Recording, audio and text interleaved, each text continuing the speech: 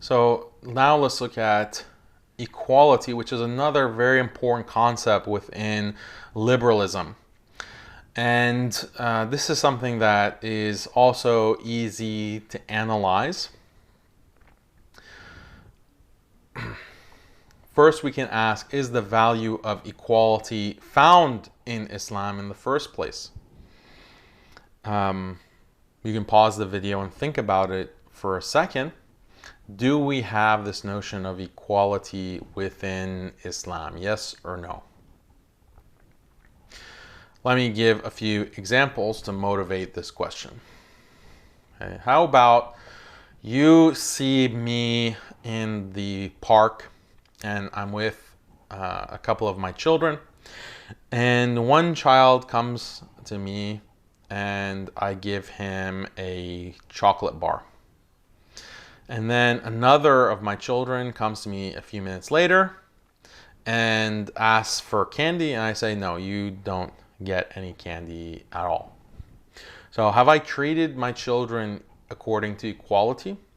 Have I treated them equitably? You might say, no, that's kind of weird. Maybe it's even malicious. Why are you giving one child candy and not the other? Seems completely unfair.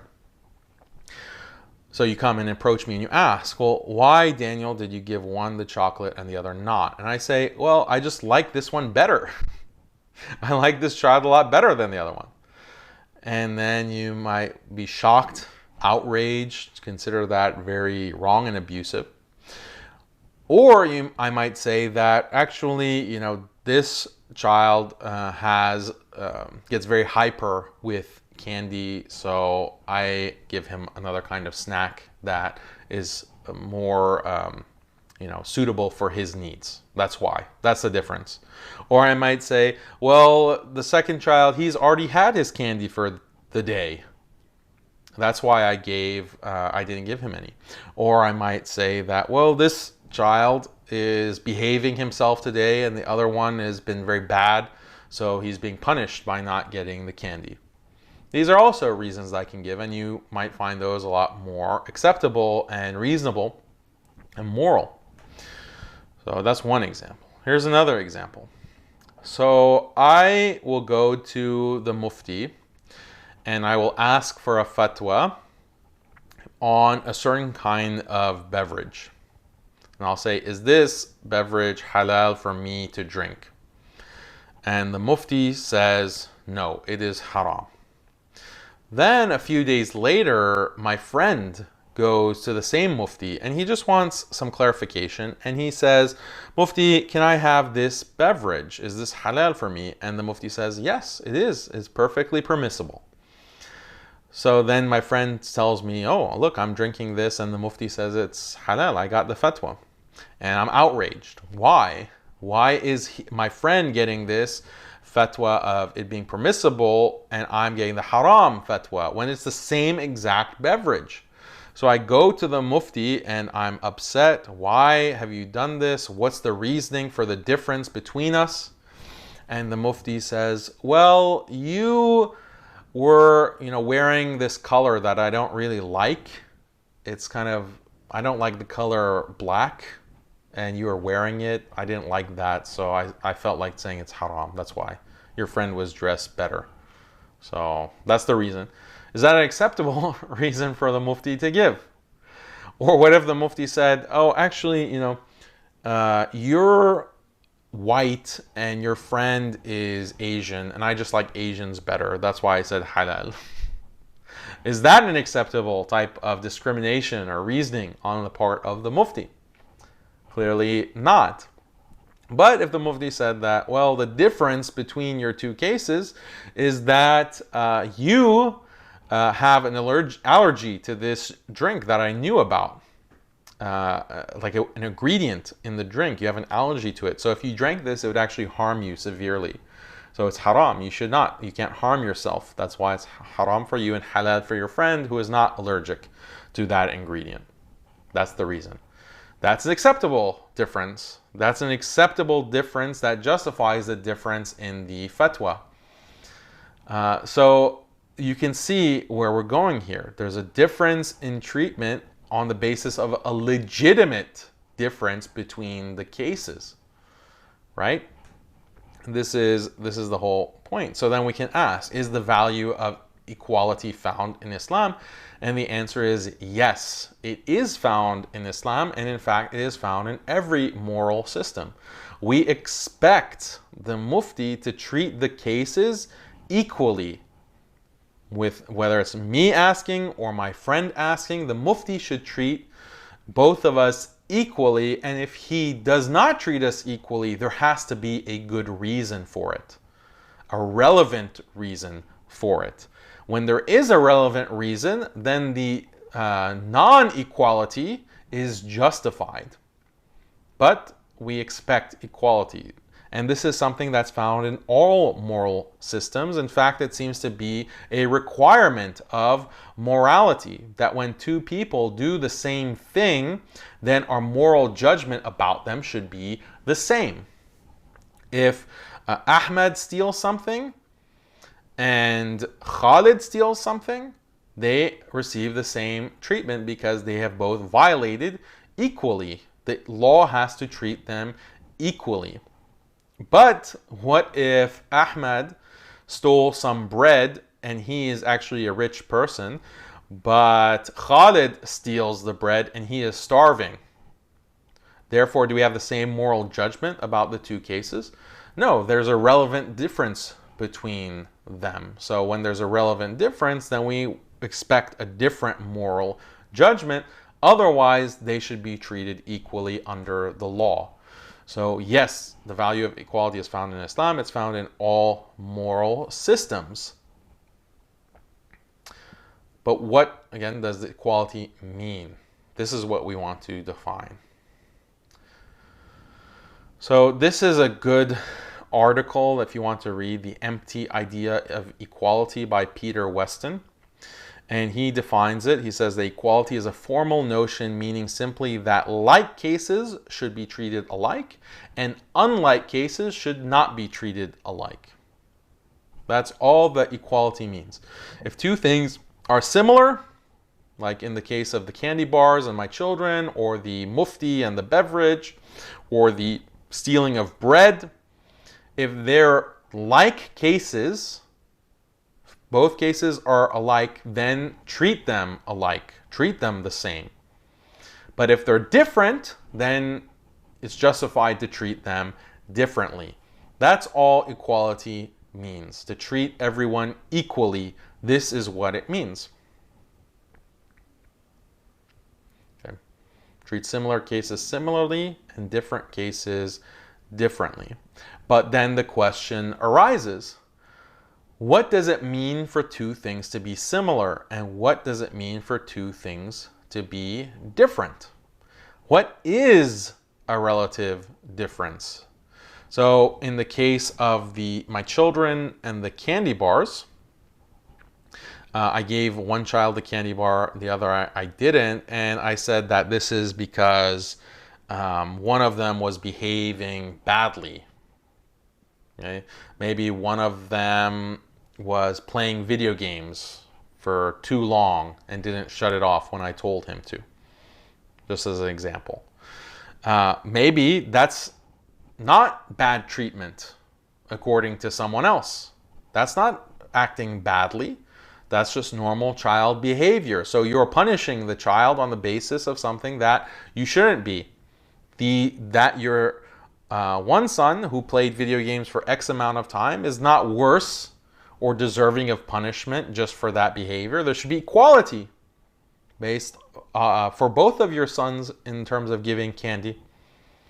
So what decides the similar treatment between the two or different treatment between the two? It depends on your paradigm. You have to have a substantive debate. Okay, on the basis of a paradigm on which cases are similar in the relevant ways and which cases are not similar, which cases are different. And we'll look at examples to make this distinction more clear to you.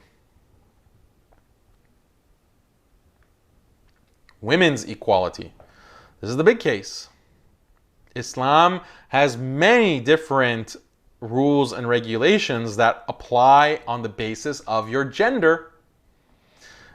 Women are treated differently in certain cases than how men are treated according to the Sharia when it comes to how to dress, when it comes to how to pray, how to fast, when it comes to responsibilities in a marriage. Men are responsible for providing nafaqah, house and food and clothing. Women are not responsible for that. Women are not supposed to pray when it's their time of the month. Men are responsible for providing certain kinds of payments like zakat, and are responsible for making sure things like that are taken care of. Differences when it comes to testimony, women's testimony versus male testimony, inheritance, all of these distinctions. Who can be imam, who can be the leader, as we discussed in Vanishing Throne, our other course.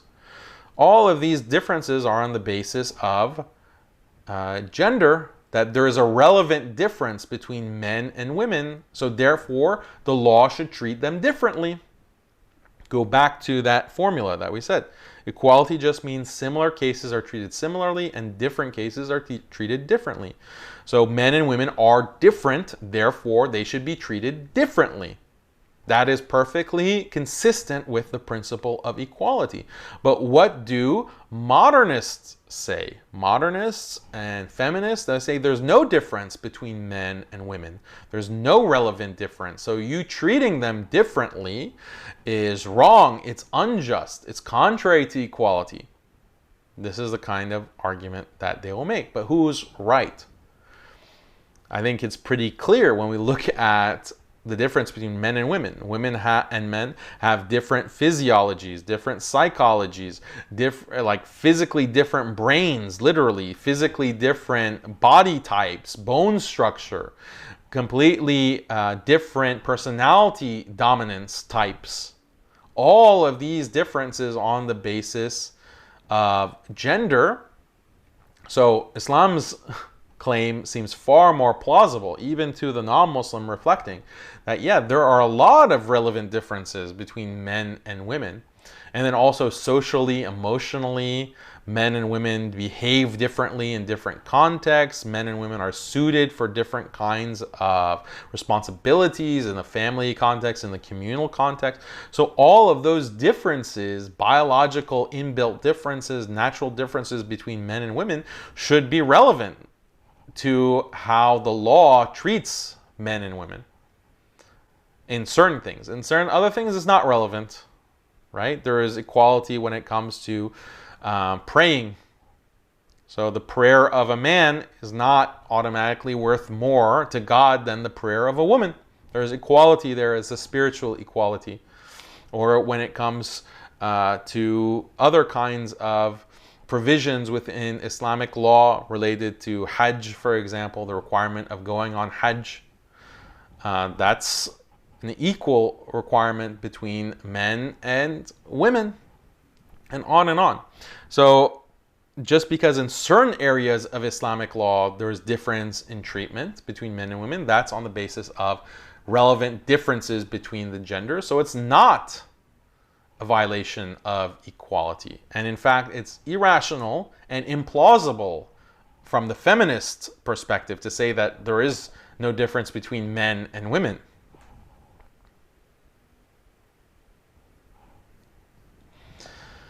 Religious minorities.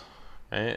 In Islam, as we mentioned in the previous modules, there are differences in the way that the law treats you on the basis of what religion you are a part of. Muslims, in many cases, have better incentives, and they enjoy their religion being the religion of the state. And if you're a Christian or Jew or other religious minority, then you're not going to enjoy those benefits. And this is the incentive that we talked about in the previous modules. So the secular mind will say that there's no relevant difference between a Christian and a Jew and a Muslim. All of those religions are equally valid. They're equally false or they're equally true. It doesn't matter. There's no relevant distinction between these religions. But this is not the case, right? It's not the case. Islam is true. Being Muslim and believing in Islam, following Islam, abiding by Islam, that's very different. That makes you a very different person than being a kafir and being in midst of kufr. It has a big impact that is relevant, a relevant difference, and therefore the law is justified in treating you differently.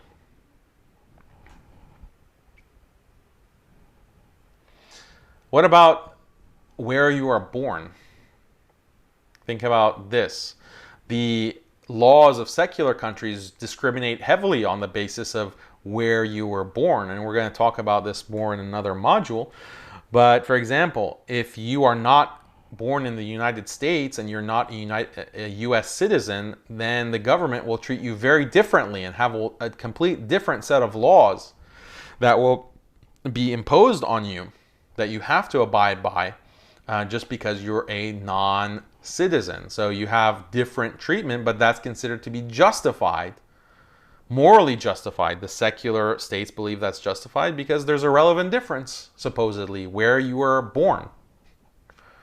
But it seems arbitrary, right? Why should that matter, where you were born? It has nothing to do with what you believe. It has nothing to do with necessarily your race or ethnicity or any number of other factors. It's irrelevant to that. It's just coincidentally you happen to be born one place as opposed to other, yet the law will treat you vastly differently on that basis. How is that not a clear violation of equality? And in Islam, there isn't such a distinction. It doesn't matter where you are born, as long as you're a Muslim, the law will apply to you in a certain way on the basis of your beliefs and your status as a Muslim versus a non-Muslim. That's far more rational, okay, for even on basic inspection and comparison than with a secular state. Racial equality. Islam also doesn't matter what race you are, the laws apply equally. Okay? If you are in China, that's not the case. Okay? China is a secular country. Okay? Or how about Israel, that claims to be a secular democracy, the only democracy in the Middle East, supposedly. They have laws based on your racial identity, Jewish identity. Judaism is a religion, but it's also a race, and the laws within Israel are on the basis of the racial identity, and you actually have to get a DNA test to prove that you have a Jewish line or Jewish from the maternal line, you have Jewish blood. So that's discrimination on the basis of race. This is not a relevant difference according to Islam and the Islamic paradigm. So again, this idea of what is equal or not, this is an empty concept. It's an empty glass. But you have to fill it with a certain paradigm. Okay? All of these things depend on paradigm. And so you see the pattern here when it comes to the golden rule, when it comes to separation of church and state, when it comes to the harm principle, and now equality. You're getting more of this picture now that these are all empty ideas. Sometimes they're just incoherent ideas, but they have a lot of weight to them. These terms have a lot of weight, and they're deployed to attack Islam specifically. They're designed to attack Islam specifically, actually, because of the history of colonialism, which we'll talk about in the upcoming course in this liberalism series. But when you investigate the terms analytically and you investigate the concepts, then you find that they are empty, they're vacuous, and they're meant to hide the fact that these Western morals, this modernist paradigm is being smuggled into the law, it's being smuggled into rule, and there's a lot of weight behind that. And we're going to talk about that kind of weight and the purpose of that in the upcoming modules, inshallah.